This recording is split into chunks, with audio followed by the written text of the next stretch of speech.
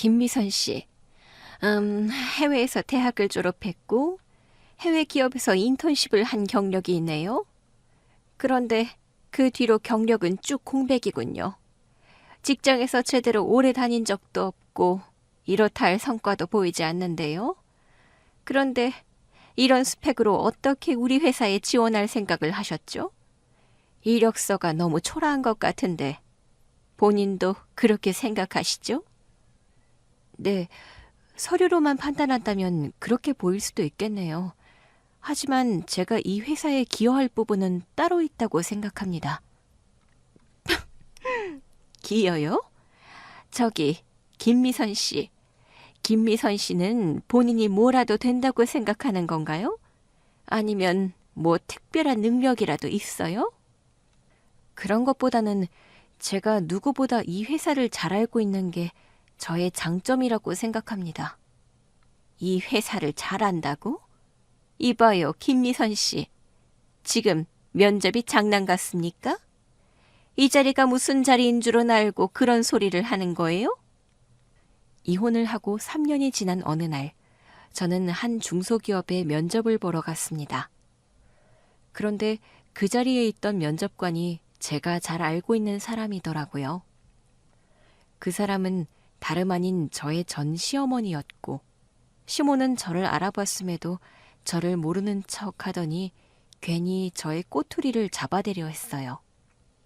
이혼할 때 당한 게 많다 보니 그런 시모의 태도가 새롭지도 않았지만 끝까지 저를 표독스럽게 노려보며 고함을 지르는 시모의 모습에 저는 실수가 터져나왔습니다.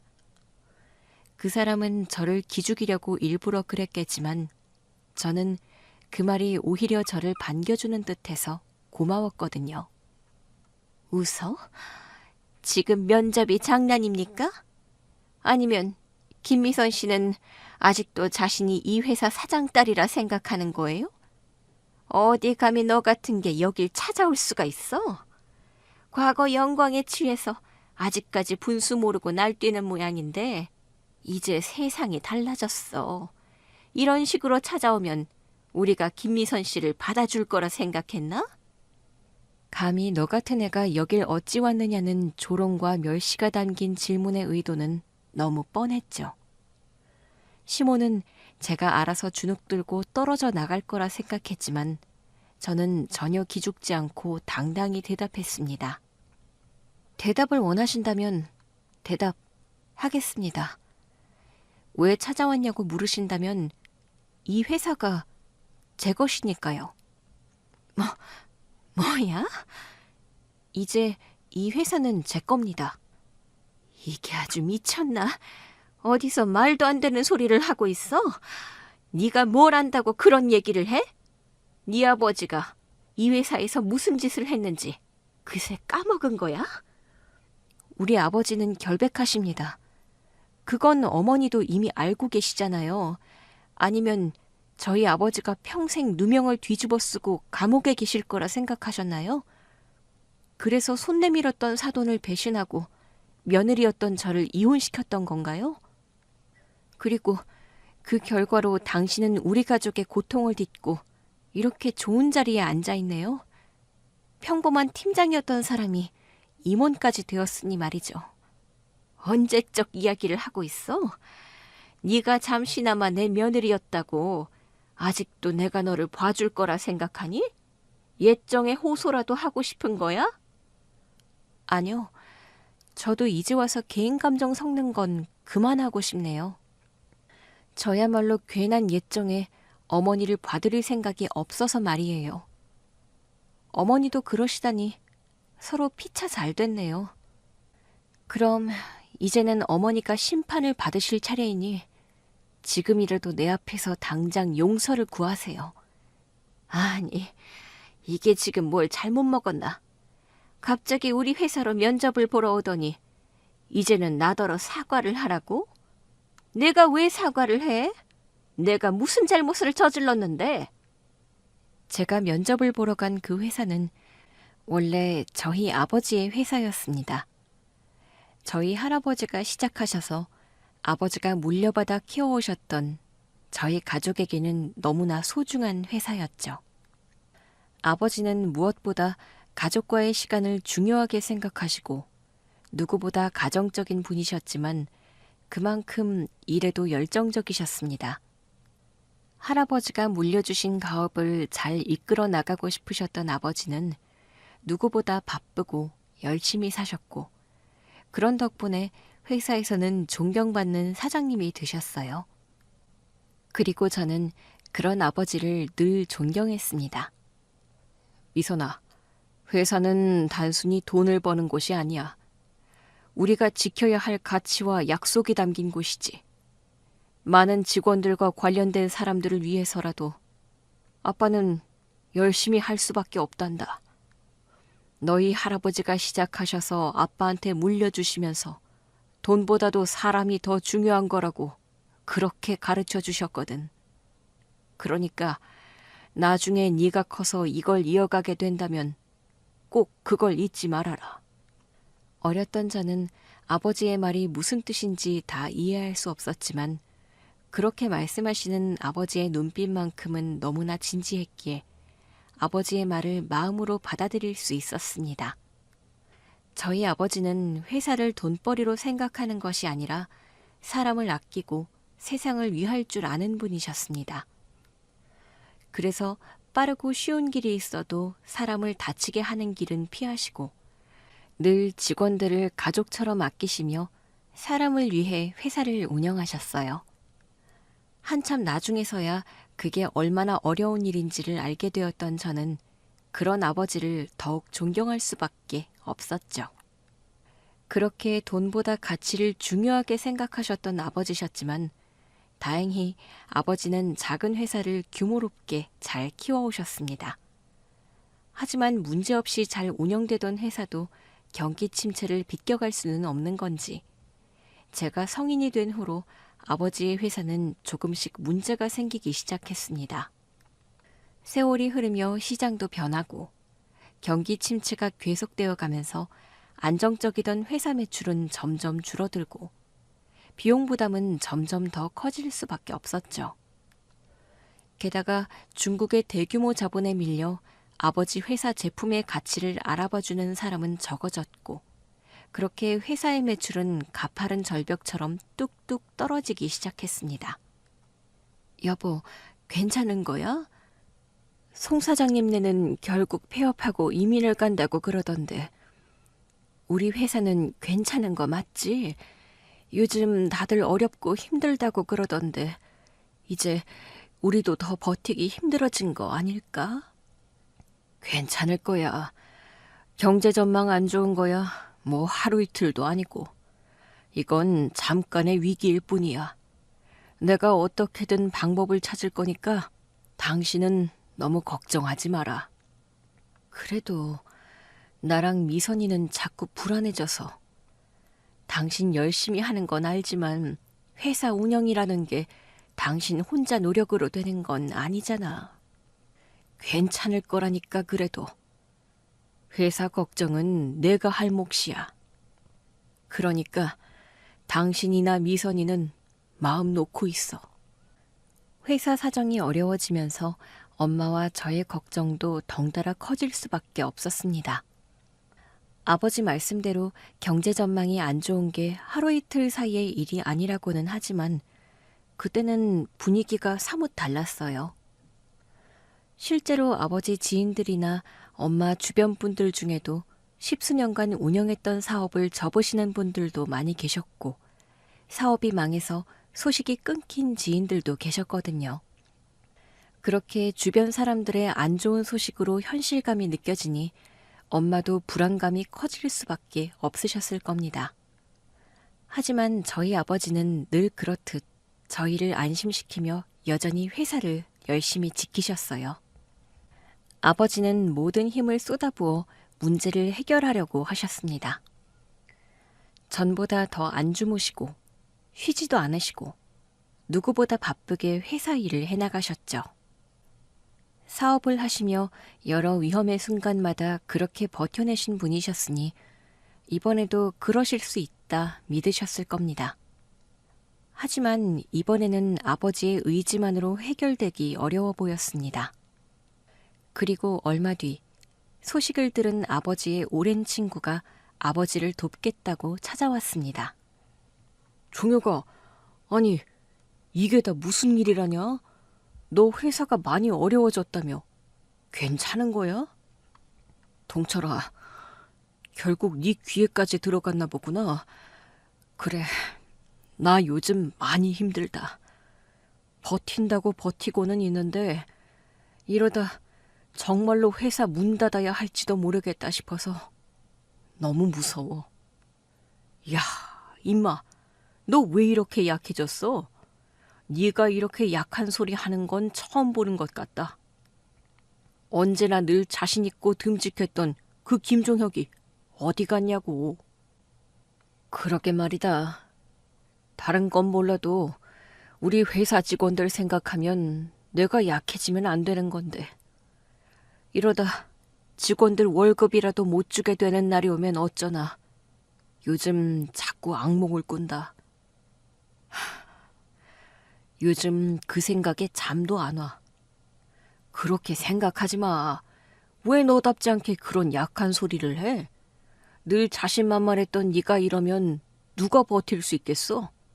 그리고 이런 어려움 처음도 아니잖아. 원래 사업이라는 게 늘 어렵고 힘든 거지. 이러다가도 제품 하나 잘만 터지면 대박 나는 게 사업 아니겠어? 그러니까 절대 포기하지 마, 종혁아. 사실 나 너 도와주려고 온 거야. 네가 과거에 나를 도와준 것도 많고 그래서 이번에는 내가 너를 도우려고. 동철이 네가 나를 도와주겠다고? 그래. 내가 너한테 입은 은혜가 한둘도 아닌데 너 힘든 시기에 내가 너를 모른 척할 수는 없잖니. 친구가 힘들다는데 만사제치고 도와줘야지. 너 내가 이래저래 인맥이 많은 건 알고 있지? 내가 투자 감각 좋은 건 알고 있을 테고. 너야 뭐 투자로 돈 잘 번다는 얘기는 나도 들어서 알지. 내가 너처럼 물려받은 회사가 있는 것도 아니고 직접 사업체를 운영하려력은 없지만 그래도 내가 끌어주는 것 정도는 할 수 있다는 거야. 너 내 도움받아서 회사 일으킨 사람이 몇인 줄 아니? 그러니까 너도 내 도움받으면 회사 다시 살릴 수 있어. 아니, 그냥 기사회생하는 정도가 아니라 옛날보다 훨씬 커질 수도 있다. 그러니까 나랑 손 잡자, 종혁아. 응? 너랑 나랑 힘을 합치면 이런 위기쯤은 충분히 극복할 수 있을 거야. 최동철은 아버지의 오랜 지인이었습니다. 아버지와 중고등학교를 같이 나온 동창이자 어린 시절 중마고우, 그리고 저희 아버지에게 많은 도움을 받은 불쌍한 친구. 그게 제가 기억하는 최동철이란 인물이었습니다. 장사를 하시던 할아버지 밑에서 자란 저희 아버지는 어린 시절부터 비교적 유복한 환경에서 자라셨지만 아버지의 친구는 주정뱅이 아버지와 집 나간 어머니 때문에 불우한 환경에서 컸답니다. 그래서 그 친구는 늘 돈이 없었고 월사금을 내지 못해 학교에서 망신을 당하고 도시락을 싸오지 못해 굶는 일이 비일비재했다고 해요. 그렇게 가난하고 배고픈 친구가 가여웠던 아버지는 자신의 용돈을 털어 친구의 월사금을 대신 내주고 자신의 도시락을 나눠 먹으며 그 친구를 챙겼다고 하셨습니다. 그러다 대학 입시를 앞두고는 돈이 없어서 대학 진학을 포기한 친구의 사정을 알고 할아버지에게 부탁해서 친구의 등록금까지 도와주셨다고 했어요. 심지어는 결국 알코올 중독으로 돌아가신 그 친구 아버지의 장례 비용까지 전부 지불하며 저희 아버지는 그 친구분이 어려울 때마다 늘 곁에 계시며 금전적으로나 심적으로나 무심양면으로 도움을 주셨답니다. 어떻게 보면 아버지가 일방적으로 그 친구를 돕는 모양새였지만 자신이 가진 것을 나눌 줄 아시고 사람을 소중하게 생각하시는 아버지는 그 친구분을 진심으로 아끼시며 두 분의 우정을 소중히 여기셨어요. 그래서 아버지도 아내와 자식에게 하지 못하는 어려운 얘기들을 그 친구에게만 유일하게 하실 수 있으셨는지도 모릅니다. 그 정도로 아버지와 그 친구의 사이는 돈독하고 깊었던 거겠죠. 그리고 아버지의 회사가 어려워졌다는 소식에 그 친구 역시 한달음에 아버지를 찾아와서 이번에는 자신이 아버지를 돕겠다고 나섰던 겁니다. 여보, 이제 걱정하지 않아도 돼. 회사 일 잘 해결될 수 있을 것 같아. 왜? 무슨 좋은 일이라도 생긴 거예요? 그게 동철이가 나를 도와주겠다고 하더라고. 당신도 동철이 기억하지? 아니, 글쎄 그 녀석이 대단한 투자가가 되었다지 뭐야. 여기저기 아는 인맥도 많고 그래서 우리 회사에 알맞는 투자처를 찾아주겠다고 그러네. 그래서 나랑 동철이랑 동업을 할 생각이야. 그럼 자금 문제도 해결될 거고 미뤄졌던 신제품 개발도 할 수 있고 그렇게 되면 어려웠던 회사 자금 사정도 점점 정상화되겠지. 동철 씨가요? 근데 동업이라니 아무리 동철 씨라고 그래도 괜찮을까 여보? 다른 사람도 아니고 동철인데 뭐가 걱정이야. 나도 다른 사람이었으면 동업 얘기 꺼내지도 않았을 거야. 근데 동철이는 다르잖아. 걔는 나한테는 분신 같은 존재고 피를 나누지 않은 형제 같은 사람이야. 항상 서로를 도왔었는데 이번이라고 뭐 다르겠어? 그래도 아무리 가까운 사람이라도 동업은 피하라 그랬는데. 아니라니까 그래. 동철이는 어떻게든 나를 도와주고 싶어서 그러는 거야. 나랑 일하면 오히려 자기한테 손해일 텐데도 말이야. 그러니까 내가 동철이를 믿어야지. 아버지는 최동철을 누구보다 믿으셨습니다. 엄마는 평생 혼자 운영하던 회사에 동업자를 두겠다는 아버지의 말에 우려를 표하셨지만 아버지는 그 친구가 피를 나눈 형제보다 가까운 사이라며 그 친구를 믿으셨죠. 다행히 친구분에 대한 아빠의 믿음이 맞았던 건지 동업을 시작하신 뒤 회사 상황은 다시금 활기를 찾기 시작했습니다. 여기저기 연줄이 많다는 친구분의 말대로 아버지는 무사히 투자를 받아 회사 운영을 다시 시작하실 수 있으셨어요. 그리고 그 시기부터 저는 아버지의 밑에서 본격적으로 경영 수업을 받게 되었습니다. 그때 저는 미국에서 대학을 졸업한 뒤 미국의 큰 회사에서 인턴십을 마친 직후였어요. 미국에 계속 남아 저만의 커리어를 쌓고 싶은 욕심도 있었지만 아버지의 회사가 어려워졌다는 소식에 저는 귀국을 결심했습니다. 아버지가 힘들어진 상황을 나 몰라라 할 수가 없었거든요. 그렇게 한국으로 돌아온 저는 아버지의 밑에서 회사 일을 배우기로 했습니다. 아마도 10수년 뒤에는 아버지가 은퇴를 하시고 그럼 제가 할아버지와 아버지의 뒤를 이어 회사를 계속 끌어갈 수 있을 거라 생각했어요. 어릴 적 아버지를 보며 키웠던 저의 꿈을 이룰 수 있는 기회였죠. 그렇게 아버지는 아버지대로 자리에서 열심을 다하셨고 저는 그런 아버지를 본받으려 노력하며 제자리에서 묵묵히 일을 해나갔습니다. 괜히 낙하산 소리를 듣고 싶지 않았던지라 저는 정식으로 면접을 보고 신입사원으로 입사해 일을 했기에 몇몇 임원이 아니면 제가 아버지의 딸이라는 건 공공연한 비밀이었어요. 그래서 다른 직원들은 저를 보통 직원으로 알고 있었고 그래서 저도 편하게 회사를 다니며 밑바닥부터 회사 업무를 배워갈 수 있었죠. 그리고 저는 당시 저희 팀의 팀장이었던 시어머니를 처음으로 만나게 되었습니다. 아휴, 미선 씨는 일을 참 잘하네. 하나를 가르치면 열을 안다더니 이제는 가르치지 않은 것도 알아서 잘하네. 해외 팔아서 그런가? 역시 유학 다녀온 사람은 달라도 뭐가 다른가 봐. 아닙니다. 과찬이십니다, 팀장님. 다 팀장님과 선배님들이 잘 가르쳐 주신 덕분이죠. 젊은 사람이 겸손할 줄도 알고 말이야. 그래도 너무 사람이 겸손해도 못 써. 요즘에는 자신감도 실력이라고 그러잖아? 아니에요.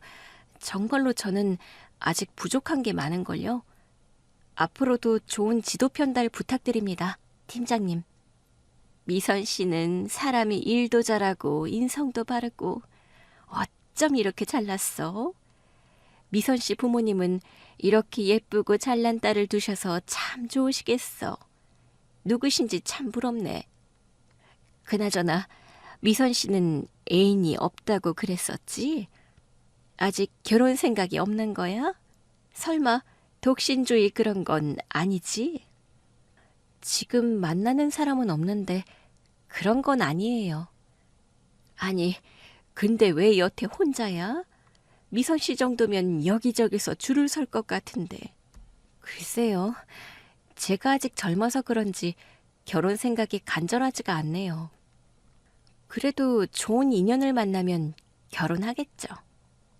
그, 혹시 그럼 우리 아들 한번 만나보지 않을래? 예? 팀장님 아드님이요? 내 아들이라서 그런 게 아니라 우리 아들이 정말 괜찮거든. 걔도 우리 업계 회사 다니는데 돈도 잘 벌고 외모도 아주 괜찮아. 우리 아들이랑 미선 씨랑 나란히 서 있으면 정말 괜찮을 것 같은데. 아휴, 그렇게 괜찮으신 분인데 감히 제가 어울리나요? 아니에요. 무슨 말이야. 미선 씨는 너무 겸손해서 탈이라니까. 내가 보기에는 두 사람이 정말 잘 어울릴 것 같은데. 그러지 말고 한번 만나나 보면 안 될까? 내가 미선 씨 남주기가 아까워서 그래. 당시 저희 팀 팀장님이었던 시어머니가 제가 일을 열심히 하는 걸 좋게 봐주셨었는데 내내 제 연애 소식을 궁금해 하시더니 그동안 내심저를 며느리감으로 점 찍어 두셨는 건지 어느 날은 저에게 아드님을 소개시켜주고 싶으시다고 하시더라고요. 저를 좋게 봐주셔서 그런 제안을 하셨을 테니 감사하다 생각은 했지만 회사 안에서 개인적인 인연으로 엮이는 게 부담스러워 적당히 거절을 하려 했습니다. 그런데도 팀장님은 아쉬우신지 몇 번이나 아드님 얘기를 꺼내셨고 어느 날은 기어이 저희가 모르는 자리를 마련하셨더라고요. 어머, 팀장님이 어디 가셨지? 저 혹시 김미선 씨 되세요? 네? 네. 제가 김미선인데 저는 저희 팀장님 심부름으로 왔는데 혹시 저희 팀장님은 어디 가셨나요? 이거 저나 미선 씨나 둘 다 당한 것 같은데요? 예? 아무래도 저희 어머니가 일부러 이런 자리를 만드신 것 같아서요. 저한테는 저녁을 먹자고 불러내셨는데 와보니 어머니는 안 계시고 갑자기 미선 씨가 제 앞에 나타났네요. 아니, 근데 제 이름은 어떻게 아셨어요? 어머니가 평소에 미선 씨 얘기를 자주 하셨거든요. 회사에 괜찮은 아가씨가 있는데 일도 잘하고 예쁘고 착하다고 어찌나 칭찬 일색이신지 소개시켜주고 싶으시다고 저한테 미선 씨 사진을 자주 보여주셨거든요. 그렇게 미선 씨 얘기를 하도 듣다 보니 이름이 제 뇌리에 남아있었나 봐요. 보자마자 미선 씨라는 걸 알겠더라고요. 어머, 팀장님이 아드님한테까지 제 얘기를 하셨어요? 그게 사실 팀장님이 저한테도 여러 번 말씀하셨거든요. 아드님이 정말 괜찮으시다고 한번 만나보라고. 역시 미선 씨한테도 그러셨군요.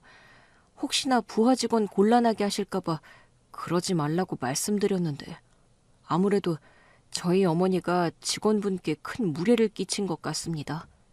죄송하게 되었어요, 미선 씨. 아니에요. 조금 당황스럽기는 하지만 팀장님도 어쩔 수 없으셨겠죠. 평소에 회사에서는 팀장님이 참 좋은 분이시거든요. 아무래도 저희를 꼭 만나게 해주고 싶으셨나 봅니다. 저희 어머니가 가끔 괜히 집요한 부분이 있으시거든요. 그래서 말인데 저희 밥은 먹고 헤어져야 할 것 같은데요.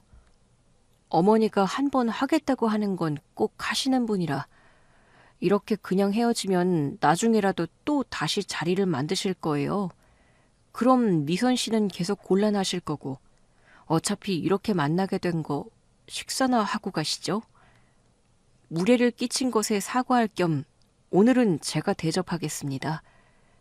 아, 제 이름은 강준혁이라고 합니다. 제 이름은 김미선이에요. 회사 일로 심부름을 해야 해서 팀장님을 만나러 갔더니 약속 장소에 팀장님은 온데간데 없으시고 팀장님 아드님이 계시더라고요. 저에게 아드님을 한 번만 만나보라 사정하시던 팀장님이 저의 거절에도 기어이 그런 자리를 만드셨던 거죠. 준혁 씨도 그런 상황을 몰랐는지 몹시 당황하면서 제게 몇 번이나 미안해했습니다. 그리고 어머니 성격을 잘 안다며 이렇게 된 거 밥이나 먹자고 하더라고요. 결국 저는 그날 준혁 씨와 맞선 아닌 맞선을 보게 되었고 그렇게 저희의 인연이 이어지게 되었습니다.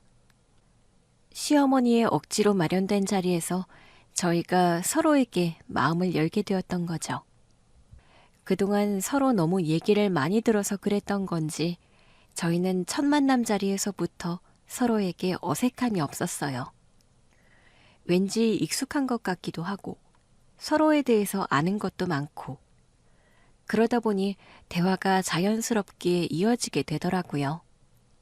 분명 처음에는 마지못해 식사만 하고 일어서야겠다 생각했는데 즐거운 대화와 산뜻한 분위기에 식사 자리는 술자리로 이어졌고 저희는 자연스럽게 다음 약속까지 잡게 되었습니다. 처음에는 회사 내에서 저의 위치를 생각해 이러면 안 된다 생각했는데도 남녀 사이에 마음이 가는 건 어쩔 수 없는 일이었어요. 그리고 결국 저희는 연인이 되고 얼마 뒤 결혼 약속까지 하게 되었죠. 그제서야 저는 저희 아버지가 사장님이라는 걸 시어머니에게 밝혀야 했습니다.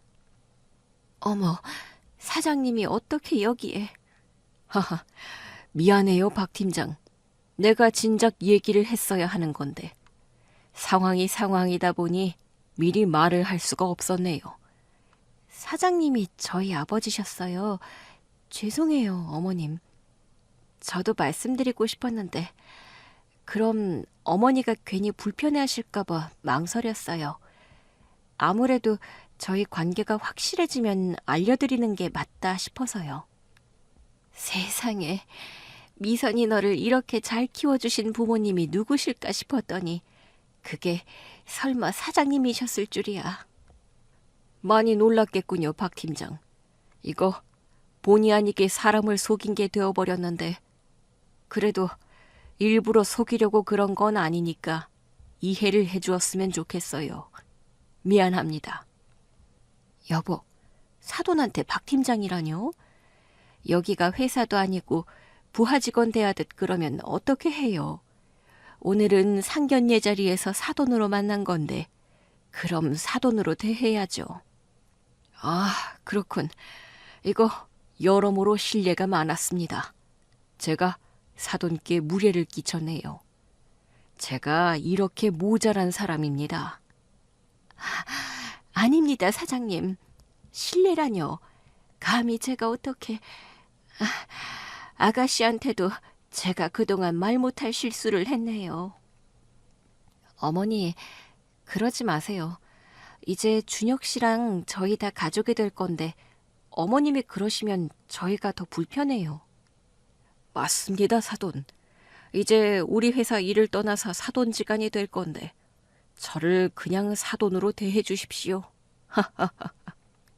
그렇게 저는 남편과 결혼을 하며 부부가 되었고 아버지의 회사 직원이었던 시어머니는 저희 아버지와 사돈이 되셨습니다. 물론 가족이 되었다고 해서 시어머니에게 특혜가 있었던 건 아니었죠. 늘 공평을 추구하시는 저희 아버지께서 그러실 일이 없었거든요. 하지만 어머니는 사돈이 사장이라 그러신 건지 전과 달리 기세등등한 듯 뭔가 달라지신 듯 했어요. 하지만 겉으로는 아무 문제가 없었기에 저는 걱정하고 있지 않았습니다. 게다가 시어머니는 저와 저희 부모님에게 늘 잘해주셨기에 저는 시어머니가 속으로 다른 꿍꿍이를 가지고 있을 거라고 생각하지 못했어요. 그렇게 겉으로는 저의 결혼 생활도 아버지의 회사 운영도 모든 것이 다 정상으로 돌아가고 있는 것만 같았습니다. 회사 내에서 그 이상한 소문이 돌기 시작하기 전까지는 말이에요. 제가 결혼식을 올리기 직전까지 분명 회사는 정상 궤도를 찾은 듯 보였습니다.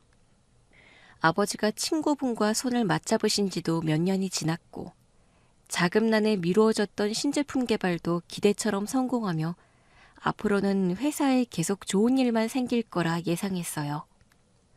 그런데 어느 날인가부터 회사 안에서 자꾸 이상한 이야기가 도는 겁니다.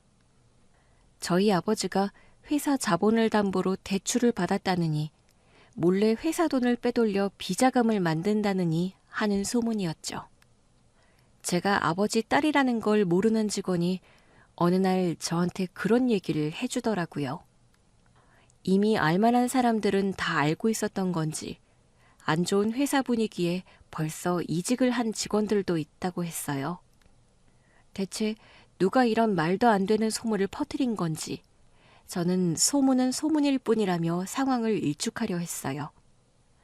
아버지에게도 상황을 알리며 하루빨리 헛소문을 없애려 했죠. 그런데 얼마 뒤 그 소문이 마치 진실이라도 된 듯 말도 안 되는 일이 벌어지고 말았습니다. 회사 대표 김종혁 씨 맞으시죠? 예, 제가 사장인데 누구시죠? 경찰입니다. 지금 당장 저희와 함께 가주셔야겠습니다. 예? 그게 무슨 소리입니까? 제가 경찰서에 가다뇨. 왜요? 누군가 김종혁 씨를 배임 횡령으로 고발했습니다. 그래서 서로 가셔서 조사를 받으셔야 합니다. 아니, 배임 횡령이라뇨. 저는 그런 일이 없습니다. 뭔가 잘못된 걸 거예요. 이미 증거가 드러나 체포영장이 발부되었고 저희는 영장에 따라 김종혁 씨를 체포해야 하는 의무가 있습니다. 그러니 소란 피우지 마시고 조용히 따라와 주세요. 대체 무슨 소리예요? 저는 그런 일을 한 적이 없다는 말입니다. 구체적인 내용은 가서 직접 얘기하시고 일단은 저희와 함께 가주셔야겠습니다. 제가 소문의 진상을 제대로 파악하기도 전에 경찰이 먼저 들이닥쳤습니다. 회사에서 이상한 소문이 돈다며 아버지에게 말씀드렸지만 아버지는 말도 안 되는 뜬 소문일 뿐이라며 괜찮을 거라며 저를 안심시키셨어요. 그런데 아버지가 저를 안심시키고 며칠도 지나지 않아서 경찰들이 아버지에 대한 체포영장을 들고 찾아왔던 겁니다. 저희 아버지가 회사 돈을 빼돌린 증거가 있다며 배임 횡령으로 아버지를 잡아가 버린 거죠. 아버지는 끝까지 억울하다며 항변하셨지만 결국 구속되셨고 저는 구속된 아버지를 만나기 위해 구치소로 향해야 했습니다. 아빠, 이게 다 무슨 일이에요? 아빠가 그런 짓을 했을 리가 없잖아요. 나도 모르겠다. 모든 게 다 함정인 것만 같아. 내가 한 일이 아닌데도 모든 증거들이 다 나를 범인으로 몰고 있구나. 그럼 대체 누가 그런 일을 꾸민 건데요? 누가 아빠를 고발한 거예요? 동철이다. 최동철이가 나를 고발했다더구나. 네? 그분이 왜요?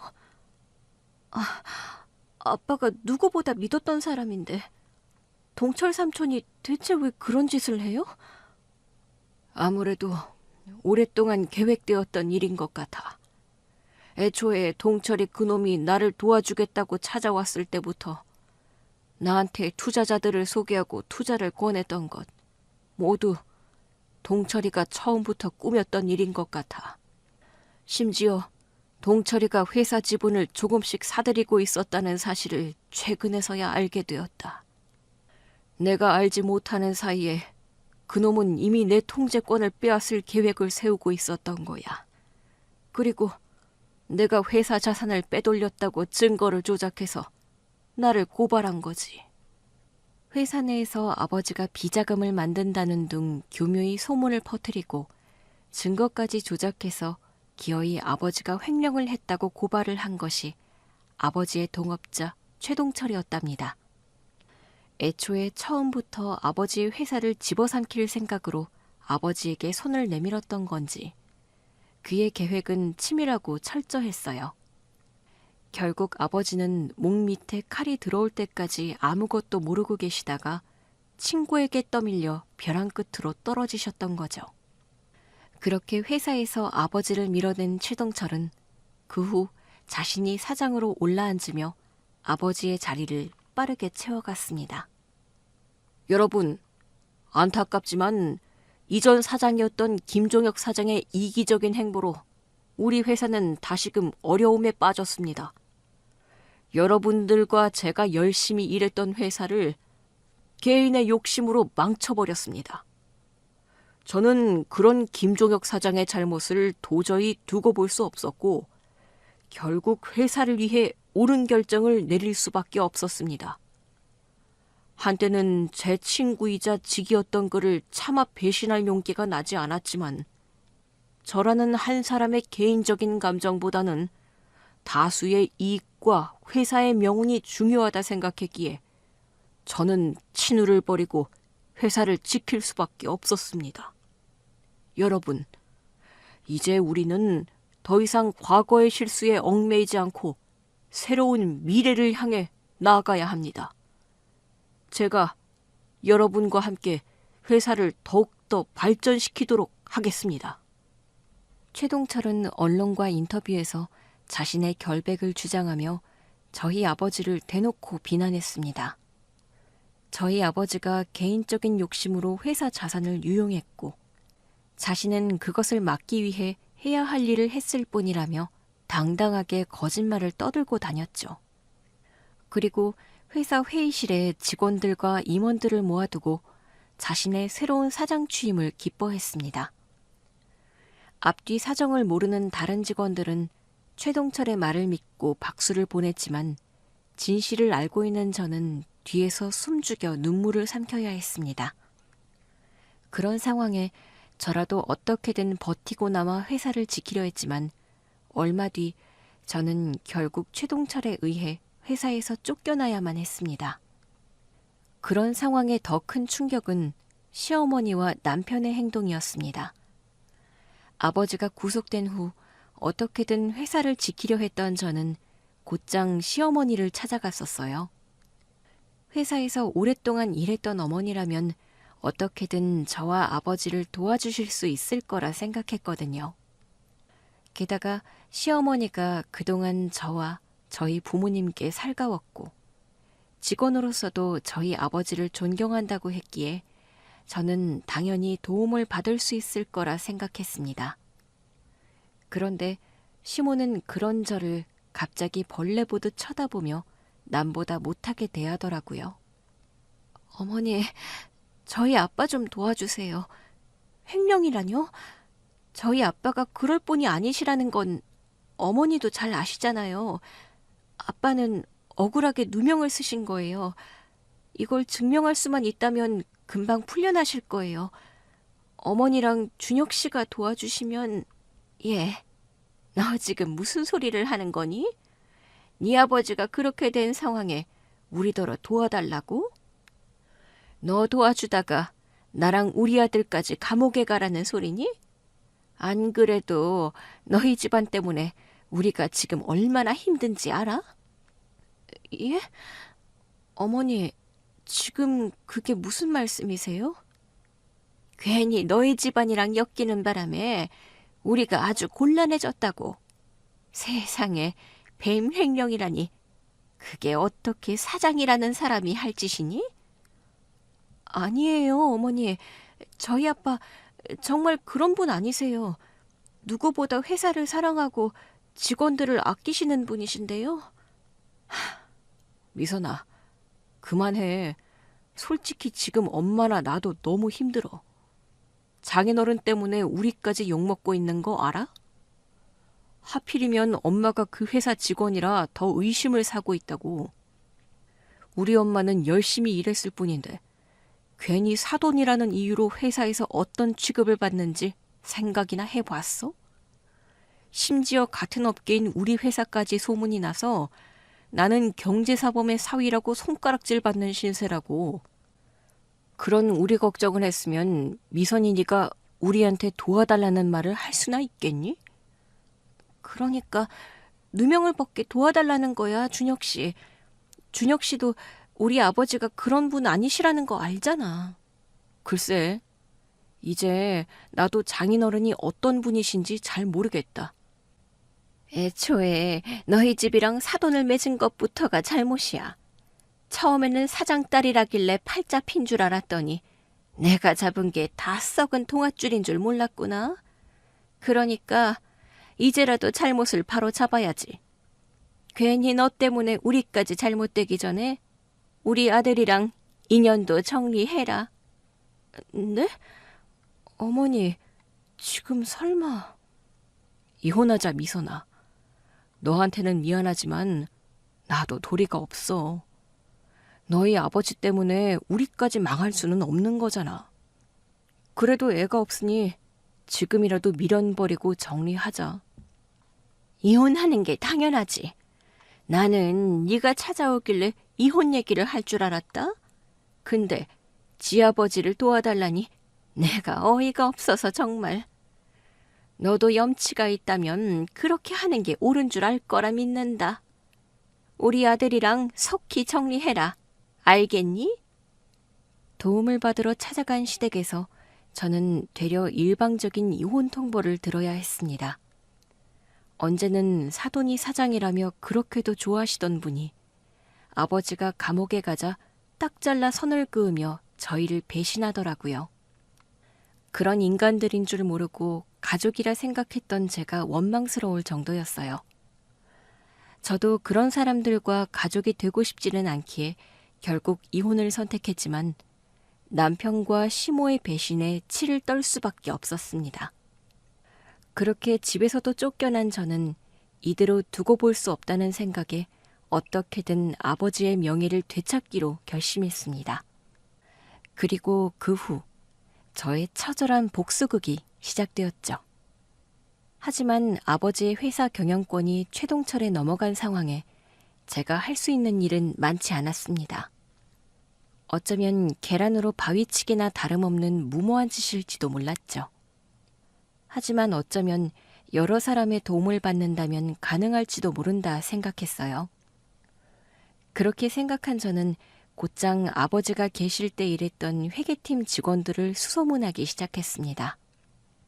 아버지가 구속이 되면서 아버지의 횡령 사실을 모르고 있었다는 죄목으로 회계팀 직원들도 전부 물갈이가 되었는데 저는 아무래도 그게 이상하더라고요. 굳이 직원들까지 해고시켜야 하는 다른 이유가 있는 건 아닐까 싶었습니다. 그렇게 저는 이전 직원들을 찾아갔고 그들에게서 놀랍고 유의미한 사실들을 들을 수 있었습니다. 여러분이 믿어주실지 모르겠지만 저희 아빠는 정말 결백하세요. 저희 아빠를 오랫동안 봐오셨다면 아빠가 개인 이득을 위해서 그러실 분이 아니시라는 걸 아실 거예요. 그래서 제가 아빠의 누명을 풀려고 하는데 혹시 도움될 만한 자료를 구할 수 있을까 싶어서 이렇게 찾아왔어요. 여러분께는 피해라는 건 알지만 그래도 꼭 부탁드립니다. 아니에요. 당연히 해야 할 일인걸요. 저희야말로 사장님께 받은 게 많은걸요. 그래서 사실 진작 도와드렸어야 맞는 건데 너무 늦은 게 아닌가 싶어 죄송하네요. 그럼 혹시 그 당시에 뭔가 이상하거나 수상했던 일은 없나요? 그게 사실은 그 일이 터지기 1년 전쯤 최동철 이사님이 저희 팀에 자주 찾아오셨어요. 회계 관련해서 세부 데이터를 요구하시기에 투자 문제 때문인가 싶어서 별말 없이 따랐었는데 지금 와서 생각해보면 이상한 점이 많았어요. 가끔 제가 알던 것과 숫자가 다르거나 알 수 없는 항목들이 추가된 걸 본 적이 있었거든요. 그래서 제가 이 일을 제기할 때마다 팀장님이 직접 처리하신다고 늘 넘어갔지만 말이에요. 그게 정말이에요? 그럼 혹시 그 일을 증명할 수 있는 방법이 있을까요? 안 그래도 제가 퇴사할 때 혹시 몰라서 백업 파일을 챙겼었는데 거기 증거가 될 게 있는지 한번 찾아볼게요. 그래 주시면 정말 감사하겠습니다. 부담이 될 부탁인데 들어주셔서 정말 감사해요. 아니에요.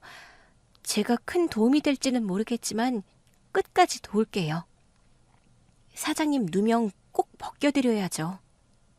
다행히 몇몇 직원이 저를 도와주겠다고 했습니다. 그 사람들 입장에서는 괜히 경제사범과 엮여 잘못될 확률이 큰 일일 텐데도 저희 아버지에게 받은 은혜를 생각해서 도와주겠다고 하더라고요. 아마 그건 평소 직원들에게 잘해주셨던 아버지 덕분이었겠죠.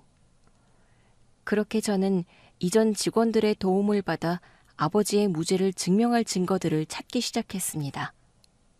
그리고 또 한편으로는 다른 식으로 복수를 계획하고 있었죠. 회사를 다시 되찾으려면 우호 지분이 필요했는데 그때 마침 제게 도움을 줄 수 있는 든든한 지원군이 등장했거든요. 미선, 나 데이빗이야. 잘 지냈어? 데이빗, 오랜만이다. 내가 먼저 연락했어야 하는 건데 요즘 내가 사정이 있어서 정신이 없었어. 근데 무슨 일이야? 나한테도 너한테도 좋은 소식이 있어서 전해주려고. 이번에 우리 회사 상장하게 되었어. 뭐? 그게 정말이야? 결국 해냈구나, 데이빗. 너는 분명 해낼 줄 알았어. 정말 대단하다. 그 작던 회사를 결국 이렇게 키우는구나. 다 네 덕이지. 우리 같이 대학 다니던 시절에 너의 도움이 아니었다면 나는 내 회사를 시작할 생각도 못했을 거야. 그런데 그때 네가 나의 엔젤 투자자가 되어준 덕분에 너의 도움으로 우리 회사가 시작될 수 있었지. 그렇게 시작한 우리 회사가 드디어 상장하게 됐어, 미선아. 그러니 이제 너한테도 좋은 일이 있을 거야. 무슨 얘기야? 나한테도 좋은 일이 있을 거라니? 미선아, 설마 내가 네 투자금을 그냥 넘길 거라 생각한 건 아니지? 너는 나의 첫 번째 투자자였어.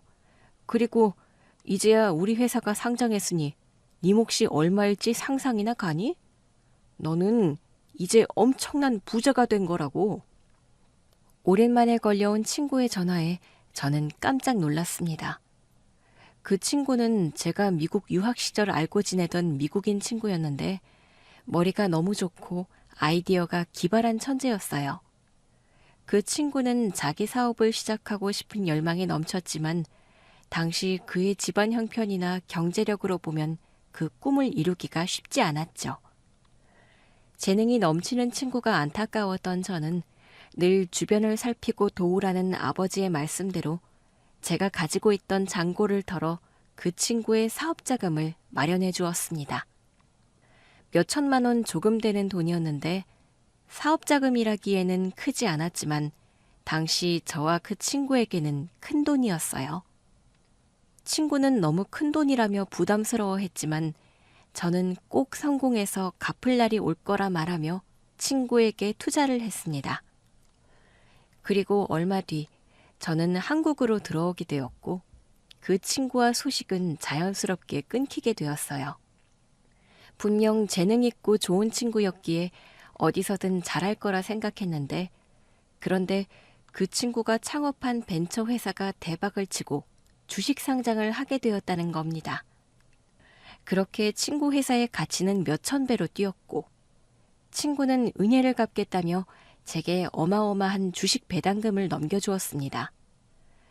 그렇게 한순간에 많은 돈을 쥐게 된 저는 그 돈으로 회사 주식을 사모으게 되었죠. 그렇게 조금씩 아버지 회사의 주식들을 사모아 충분한 우호 지분을 확보해낸 저는 최동철의 비리 증거들까지 찾아내며 완벽한 복수의 준비를 끝냈습니다. 알고 보니 배임과 횡령은 모두 최동철 그 인간의 짓이었어요. 그 사람의 잘못으로 저희 아버지가 평생을 바쳐 일군 회사는 부도 위기를 맞고 있었고 더 이상 회사가 망가진 걸 두고 볼 수 없었던 저는 모든 준비를 끝내고 최동철을 끌어내기로 했습니다. 그렇게 아버지가 회사에서 쫓겨나고 제가 이혼을 당한 후 3년이라는 시간이 지났습니다. 그리고 저는 3년 만에 나를 배신한 시모와 다시 마주하게 되었죠. 제 것? 이봐요, 김미숙 씨. 지금 무슨 소리를 하는 거예요? 회사가 당신 거라니. 제정신인 거야? 예, 저는 완전한 제정신이에요. 아직 모르고 계셨나 본데 제가 가진 지분으로 제가 이 회사의 실질적인 대주주가 되었습니다. 지금쯤 주주들이 제 사장 취임권을 가지고 논의 중일 테고 이제 제가 아버지 대신 다시 사장 자리를 되찾는 건 시간 문제겠죠? 뭐라고? 말도 안 되는 소리 하지 마. 뭘 알기나 하고 이딴 소리를 하는 거야? 전에는 아무것도 몰랐지만 이제는 알 만큼 알고 있죠? 최동철 그 인간과 당신이 무슨 짓을 했는지 말이야. 당신이 최동철을 도와 우리 아버지를 배신했다는 거 이제 다 알고 있어. 저는 복수를 준비하며 시모가 최동철과 밀접한 관계였다는 것을 알게 되었습니다. 회계팀 팀장이었던 시모가 최동철의 배임 횡령을 도왔고 애초에 회사 내에 아버지에 대한 안 좋은 소문을 퍼뜨린 것도 전 시모 짓이었더라고요. 그런 주제에 아무것도 모르는 척 저와 저희 집안을 욕보인 시모를 저는 도저히 용서할 수가 없었어요. 그런데도 시모는 제가 아직도 아무것도 모르는 줄 알고 있더라고요. 당신이 공범이었다는 거 이미 다 알고 있어. 그러니 당신도 이제 처벌을 피하지 못할 거야. 그럴 리가 없어. 내가 뭘 어쨌는데? 당신은 3년 전 우리 가족을 배신하고 나를 모욕하고 우리 아버지를 조롱했지. 하지만 이제 다 끝났어. 내가 당신과 최동철 두 사람을 고발했거든? 이제는 우리 아버지가 아니라 당신들이 죗값을 치를 때야. 그리고 그 순간 면접장 문이 열리며 직원들이 들어왔습니다. 그리고 저를 이렇게 불렀죠. 사장님, 준비가 완료되었습니다. 제 사장 취임 건의안이 무사히 통과되었나 보네요. 들었죠? 이제 내가 사장이라는 거. 사장님? 이게 다 무슨 일이야? 이제 내가 사장이 되었으니까 지금 말할게요. 박 팀장, 당신은 해고야. 사장님, 제발 저 좀 살려주세요. 제가 용서 빌게요. 사장님, 우리 예정을 생각해서 다시 생각해주세요. 저는 그냥 최동철 그 인간이 시킨 대로 했을 뿐이에요. 아무것도 몰랐다니까요. 당신이 이미 최동철을 도와서 무슨 짓을 했는지 내가 증거를 다 쥐고 있어. 회계팀 팀장 자리에 있으면서 말도 안 되는 짓을 했지. 당신이 감히 그런 짓을 하고도 들키지 않을 거라 생각했어? 사장님, 한 번만 용서해 주세요. 이제 다시는 안 그럴게요. 제발요. 이제 와서 그렇게 빌어봐야 소용없어. 이미 나는 당신과 최동철을 고발했고 그리고 당신은 최동철의 범죄 행위 동조로 감옥에 가게 되겠지. 아버지 얘기를 들어보니 감옥이 사람 있을 곳이 아니라던데. 어디 거기서 잘 버티고 살아봐. 그래도 목숨이라도 붙어있는 게 감사할 일 아니겠어? 제가 사장이 된 것을 알게 된 시모는 벌벌 떨며 제게 조아렸지만 저는 시모를 용서하지 않았습니다. 이제서라도 그 사람이 제대로 죗값을 치르기를 바랄 뿐이었죠. 그리고 결국 시모와 최동철은 자신들이 벌인 범죄들로 감옥에 가게 되었습니다. 두 사람은 끝까지 자신들의 잘못을 인정하지 않고 항소했지만 법원은 결국 저희의 편을 들어주었습니다. 그리고 얼마 뒤 저는 회사의 사장으로 정식 취임되며 모든 것이 천천히 제자리를 찾아가게 되었어요. 그제서야 아버지도 마음을 놓으셨는지 저의 복수를 기뻐하시며 저를 칭찬해 주셨죠. 이제 모든 것이 다 제자리로 돌아왔구나. 내가 빼앗겼던 아버지의 유산마저 다시 되찾았어. 다 미선이 네 덕분이다. 네가 아니었으면 아빠는 혼자서 절대로 못했을 거야. 저도 아빠 아니었으면 못했을 거예요. 아빠가 얼마나 힘들게 꾸려오신 회사인데 이대로 뺏길 수가 없었어요. 그래서 모든 걸 걸고 복수하려고 한 거예요. 정말이지 모든 게 다 끝나는 줄 알았는데 정말 다행이다. 아빠, 이제 다 끝났어요. 이제 우리 가족 행복할 일만 남은 거예요. 그래, 우리 딸이 언제 이렇게 잘 자라준 건지. 아빠는 이제 더 걱정이 없다. 앞으로도 회사는 미선이 네가 잘 꾸려나가 보거라. 그리고 아버지는 사장이 된 저를 전폭적으로 지원하시며 믿고 회사를 맡겨주셨습니다. 그리고 이제 무거운 짐을 내려놓고 엄마와 여행을 다니시며 즐겁게 지내십니다. 덕분에 이제는 제가 아버지 대신 바빠졌지만 아버지가 나를 위해 이렇게 일하셨을 걸 생각하니 하나도 힘들지 않네요. 그럼 저는 앞으로도 열심히 일하겠습니다. 감사합니다.